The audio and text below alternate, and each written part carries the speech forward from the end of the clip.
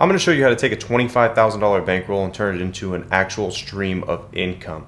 In this video, I'm going to go through exactly how you can stop getting limited or banned from the sports books and how you can produce a monthly income off of that type of bankroll. So let's go ahead and dive right into it. So if you're still watching, you most likely have a $25,000 bankroll. Okay? Now people are going to ask, why $25,000? So $25,000 is your base of what you need in a day trading account to trade stocks daily. You need at least $25,000. If you don't have $25,000, they don't let you do it. Okay, that's why I'm using this as an example. Because what we're going to do is I'm going to make you guys understand the transition that you have to make. That you have to make the transition from a gambler to an investor and understand how you can produce money rather than just guessing and just throwing money away. All right, so $25,000 bankroll, what we're going to do here, let's say 2% of that. Okay, 2% of that is going to be your unit size. So what is that? That's $500. So $500 unit size. Now that means that's how much you're betting per game. You're betting $500 per game. Doesn't matter what the odds are, okay? Because this is a big thing as well.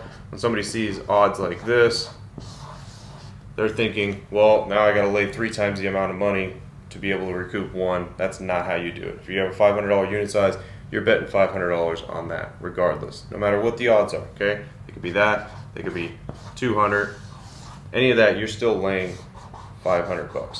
Okay. Now the problem when you consistently win that everybody runs into, and the reason why so many people think you can't do this as investing and you can't make money long term with it, is because you get banned or you get limited from the sports books. This is true. You will if you consecutively keep betting high number bets. If you do and you're winning consistently, you'll get limited, you'll get banned. Just like a lot of people in my group that I've shared on stories and stuff, you guys see sometimes they get limited, but they're not following the correct rule. That's why. Okay? Let me show you exactly how you avoid this. So if you have a $500 unit size, what we're doing here is we're taking that $500 unit size and we're splitting it into 1, 2, 3, 4, 5 different sports books. Okay? At what? 100 per sports book. Now what does that do? That makes you look like at your sports book that you're betting, you're just a casual $100 bettor. Doesn't look like you're a sharp, doesn't look like you're taking advantage of a line. It just looks like a casual bettor betting $100. That's what that looks like. So you're able to fly under the radar with that. All right. Now sometimes you guys see that I'll post plays that I put $500 on a certain sports book, and I do. Sometimes I will put, because I have a $1,000 unit size most of the time, so I have to sometimes put $500 on a certain sports book if I can't find the line elsewhere. Now, luckily, the only sports book that I've been limited or banned from is BetMGM and ESPN Bet. But other than that, been able to work around this. But this is how. Okay, first off is you have to split it up. As long as you're splitting it up, it's okay. Now, you're not going to find the same exact odds at every single sports book. You're not. They're going to be different. But as long as they're not crazy different, then you should be fine. Okay, let's say, for example, you got minus 200 there, 200 there, 210 here, 220 here, and 215 here. That's fine. Okay, if one of these numbers is minus 500, then no, you obviously can't use that sports book to bet that play and split it up. Okay, but you're taking your unit size and you're splitting it up. Now another thing that is going to keep you from getting banned or limited, which is kind of funny. Okay, this is going to be funny. Now, if you're betting obviously $500 unit size, if you take $5, let's say $5, maybe 10, okay, maybe 10, and you go throw in just a random 6-team parlay. All right. Yeah, you're probably looking at that and you're like, wait, what did Frank just tell me? He just told me to go throw a parlay in. Yeah, so if you're taking a little bit of pocket change here, $5, $10, put it on a 6-teamer, just random. I mean, you could try to be good if you want and try to pick good plays and put them in and finagle it somehow, but you're trying to actually lose this. All right? You're trying to actually lose that parlay. Because now what that looks like is they definitely think you're a casual now. because now they're like, okay, this guy's putting in 6-teamers. He is not no sharp better. He's not consistently doing straight bets. Kind of throws their algorithm off a little bit and makes them think this guy is just like every other bettor out there. He's trying to hit a long shot parlay, and he's most likely going to keep doing that. So it throws their radar off, throws the algorithm off. Okay.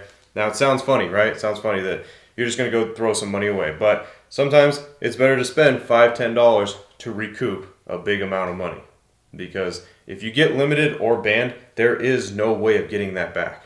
You can't. It's not like they're going to be like a month later, oh, guess what? We lifted the ban on you and now you can come play again.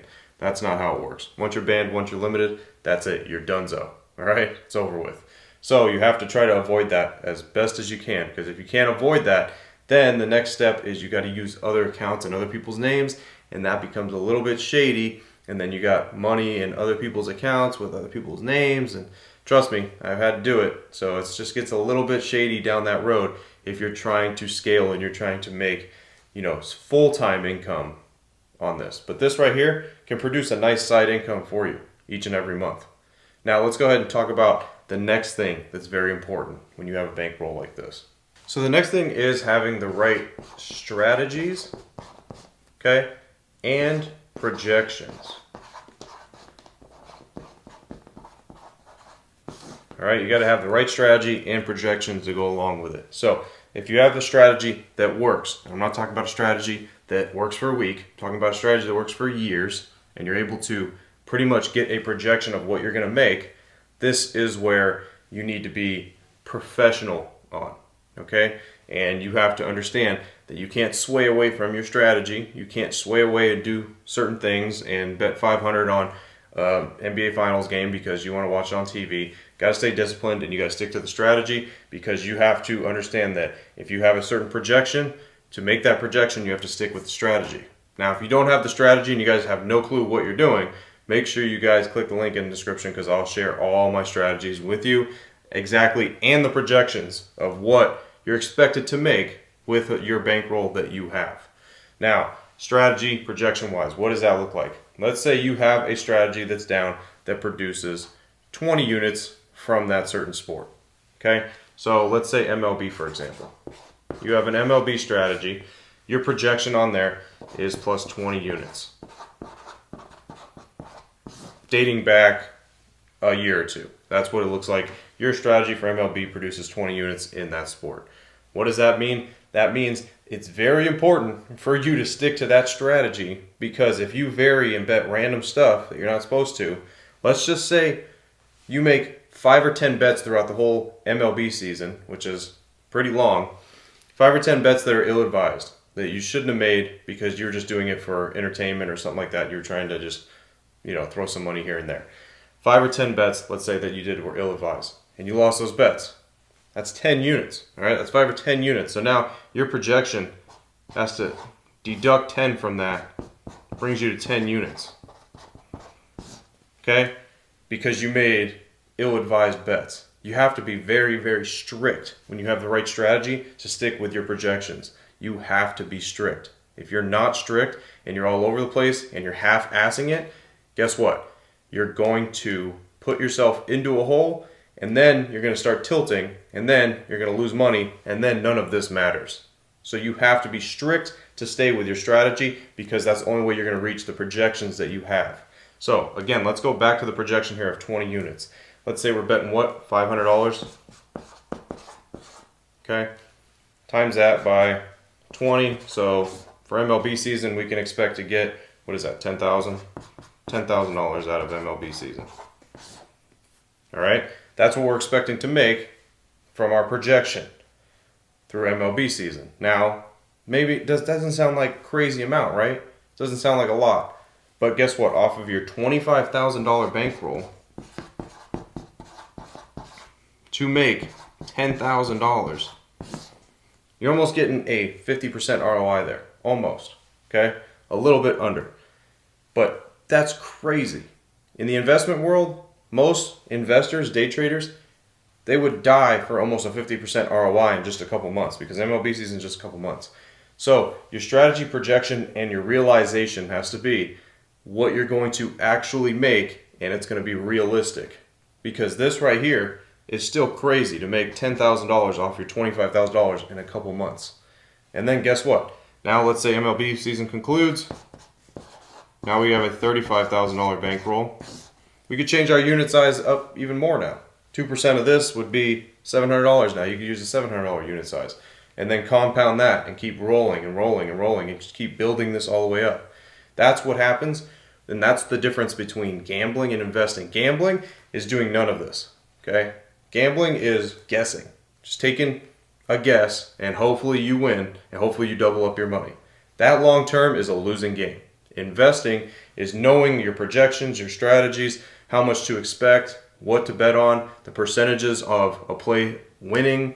That is investing. That's what this channel that I've created is dedicated to, is changing your guys' mindset from the gambling mindset to the investing. Okay? You have to understand how to invest in sports betting rather than gambling and being a degenerate just throwing money away.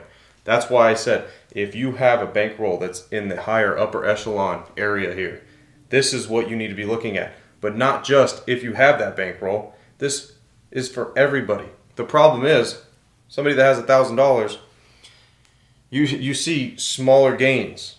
You see smaller gains and then they're not satisfied with the gains that they get. Hence the reason why they have no money.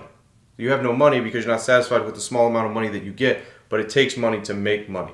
That is the golden rule when it comes to investing. It takes money to make money. Those with no money are not going to make enough money to make them feel good enough to keep moving on and to stay consistent. It's just not going to happen. That's the rules of life. People are not satisfied, and guess what? They want more, they want more, they want more. They keep pushing, and next thing you know, they don't have anything.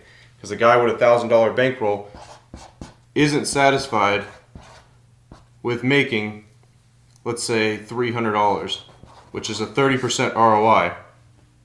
He's not satisfied with making $300, which is a 30% ROI, again, which is crazy.